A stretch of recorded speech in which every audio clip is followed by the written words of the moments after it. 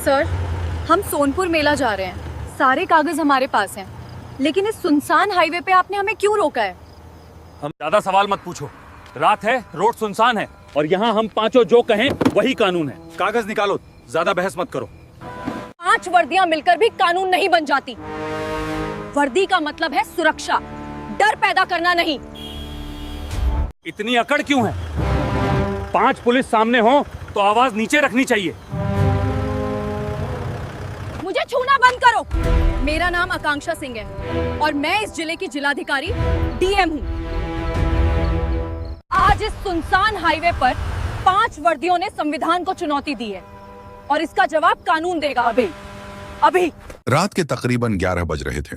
दिसंबर की सर्द रात जिसमें हवा की चुभन कानों तक महसूस हो रही थी। सोनपुर का ऐतिहासिक मेला अपने पूरे शबाब पर था। दूर दराज से आए लोग, हाथी घोड़े, सर्कस, जादू और खाने पीने की सैकड़ों दुकानें, झूले लगे हुए थे। इसे एशिया का सबसे बड़ा पशु मेला कहा जाता है और इसका आकर्षण हमेशा से ही अनूठा रहा है।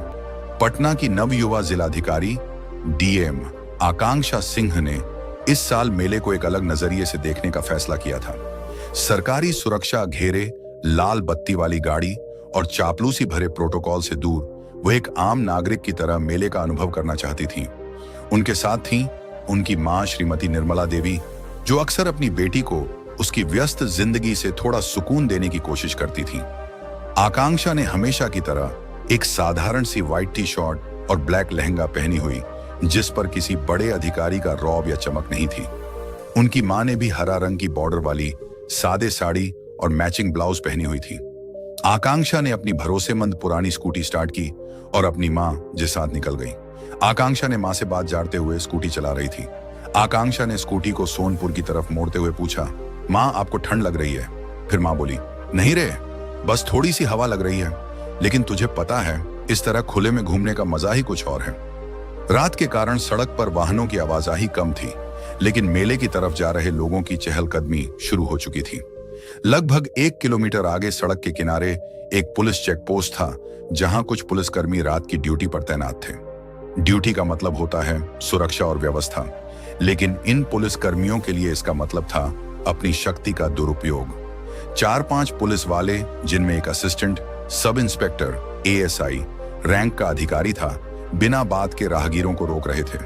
वे लोगों को डराकर पैसे वसूल रहे थे या बिना कारण उन्हें परेशान कर रहे थे। आकांक्षा ने स्कूटी धीमी की और विनम्रता से चेक पोस्ट पार करने की कोशिश की। तभी एक पुलिसकर्मी ने अपनी लाठी को स्कूटी के अगले पहिए के सामने पटकते हुए उन्हें रोका।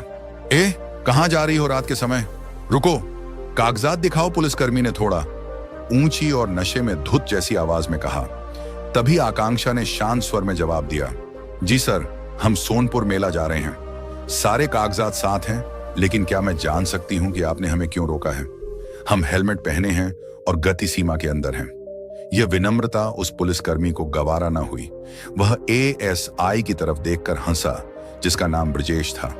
वह स्कूटी के पास आया। उसके चेहरे पर रात की ड्यूटी की थकान कम और घमंड ज्यादा था। उसने कड़ी आवाज में बोला, ज्यादा सवाल मत पूछो, मैं ड्यूटी पर हूं। अभी रात में तुम दोनों माँ बेटी कहां घूमने निकली हो? कोई ढंग का काम नहीं है क्या? गाड़ी साइड लगाओ और तलाशी दो। ब्रजेश ने अशिष्टता की सारी हदें पार करते हुए कहा। यह सुनकर आकांक्षा के चेहरे पर पहली बार एक कठोर की रेखा जैसे खींची गई। वह अपनी आधिकारिक शक्ति का उपयोग अभी नहीं करना चाहती थी। वह देखना चाहती थी कि यह इंस्पेक्टर कितने हद तक है सकता है, लेकिन इस तरह की बदतमीजी बर्दाश्त के बाहर थी। फिर बोली, आपकी ड्यूटी है सुरक्षा करना, ना कि लोगों को परेशान करना। मैं आपसे इज्जत से बात कर रही हूं, आप भी तहजीब से पेश आइए, आकांक्षा ने कड़े स्वर में कहा। आकांक्षा का पलटवार ब्रजेश और उसके साथियों को चुभ गया। उन्होंने शायद ही कभी किसी आम महिला को इस तरह आत्मविश्वास से बोलते हुए देखा था। ब्रजेश क्रोध से लाल हो गया। फिर कहा, ओह मैडम, हमें कानून सिखाएंगी? तुझे पता है तू किससे बात कर रही है? इससे पहले कि आकांक्षा कुछ बोल पाती, एक दूसरे पुलिसकर्मी ने झपट कर उनकी स्कूटी की चाबी निकाल ली। ये सब देखकर मां निर्मला देवी सहम गईं और उन्होंने अपनी बेटी का हाथ कसकर पकड़ लिया। फिर कहीं जाने दो बेटा, क्या कर रहे हो? हम आम लोग हैं, हमें जाने दो। निर्मला देवी ने डर कर गुहार लगाई। निर्मला देवी की गुहार सुनकर ब्रजेश की आंखें और चढ़ गईं। उसने अकड़ कर कहा, तुम सबको सबक सिखाना जरूरी है, तभी तुम जैसे लोग कानून का सम्मान करना सीखते हैं। इतना कहकर गुस्से में ब्रजेश ने आकांक्षा के गाल पर जोरदार थप्पड़ जड़ दिया। आवाज रात की चुप्पी में गूंज उठी। आकांक्षा का जमीन पर गिर गई। उनके होंठ से हल्का सा खून रिस आया। मां निर्मला देवी सदमे से चिल्ला उठी, मेरी बेटी को हाथ कैसे लगाया तूने? मां ने ब्रजेश को धक्का देते हुए कहा। तभी वहां खड़े एक पुलिसकर्मी ने मां को दूर धकेल दिया। फिर ब्रजेश ने आकांक्षा के बाल पकड़ लिए। चल अब तू थाने चलेगी, तेरी सारी अकड़ वहीं निकालता हूं, ब्रजेश ने चिल्लाते हुए कहा। 4-5 पुलिस वाले घसीट कर आकांक्षा को वहां खड़ी पुलिस वैन में जबरन बिठाने लगे। इस खींचतान में मां को भी चोट आई। आकांक्षा ने विरोध किया, चिल्लाई, लेकिन रात के सन्नाटे में उनकी आवाज दब गई। लोगों ने डर के मारे दूर से तमाशा देख रहे थे। किसी में भी आगे आने की हिम्मत नहीं की। अंततः आकांक्षा सिंह जिले की जिलाधिकारी अपनी मां के सामने जबरदस्ती पुलिस वाहन में बिठाकर थाने ले जाई गई। थाना पहुंचते ही ब्रजेश और उसके साथियों ने आकांक्षा को सीधा लॉकअप में बंद कर दिया और कहा, अब चिल्लाओ, अब दिखाओ अपनी अकड़, कल सुबह तक यहीं सड़ोगी। ब्रजेश ने हंसते हुए लॉकअप का दरवाजा बंद कर दिया। वहीं पे मां निर्मला देवी ने बाहर खड़े रहकर पुलिस कर्मियों के सामने रो रो कर विनती की, मेरी बेटी को छोड़ दो, वह निर्दोष है, हम बस मेले जा रहे थे, तुम लोगों को पाप लगेगा। ये सब देखकर पुलिसकर्मी निर्मला देवी पर हंस रहे थे। उन्हें एक किनारे बिठा दिया गया। थाने का इंचार्ज इंस्पेक्टर राजेश वर्मा अंदर अपने चैम्बर में बैठा शराब पी रहा था। उसने शोर सुनकर ब्रजेश को बुलाया। क्या हंगामा बाहर हो रहा है ब्रजेश? कौन है वो अंदर? इंस्पेक्टर वर्मा ने उनींदी आंखों से पूछा। फिर ब्रजेश ने कहा, सर रात में 2 औरतें स्कूटी पर अकड़ दिखा रही थीं।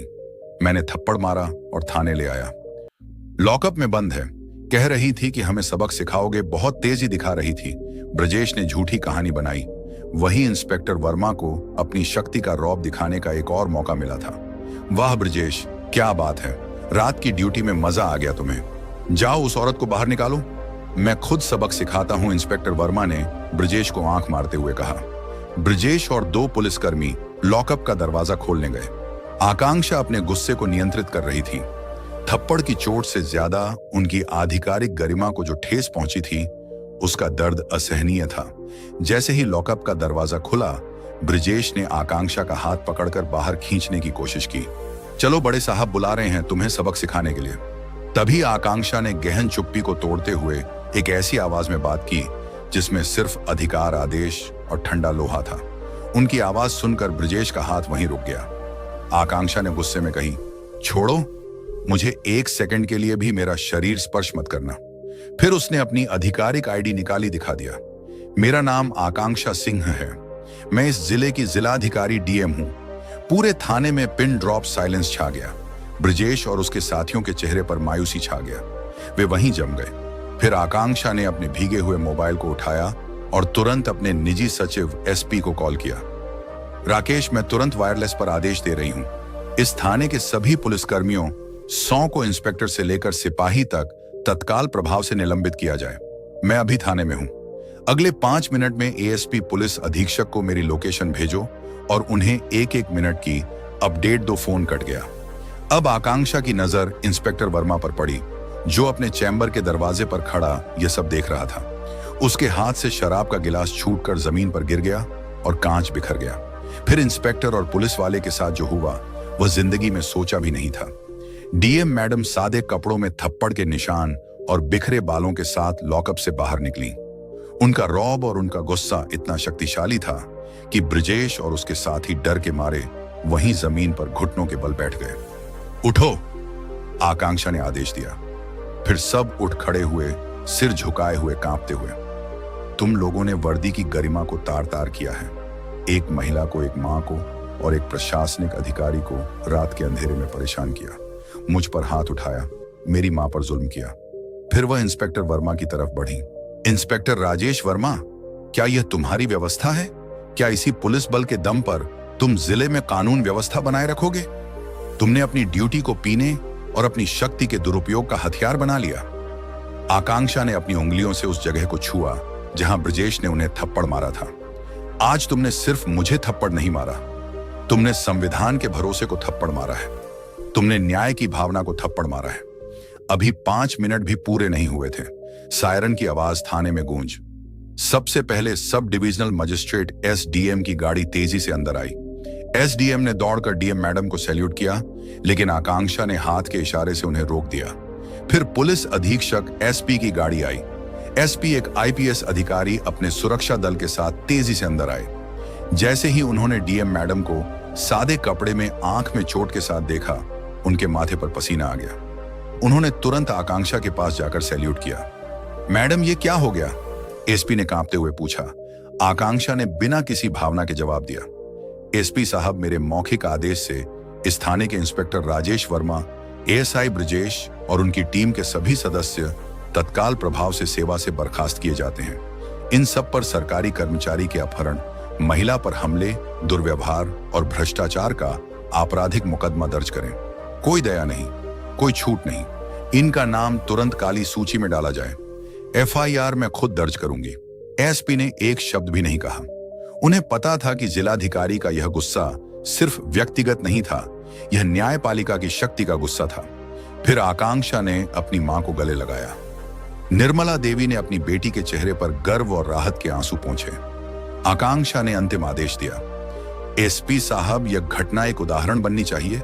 हर पुलिसकर्मी को पता होना चाहिए कि वर्दी लोगों की सेवा के लिए है, न कि डर पैदा करने के लिए।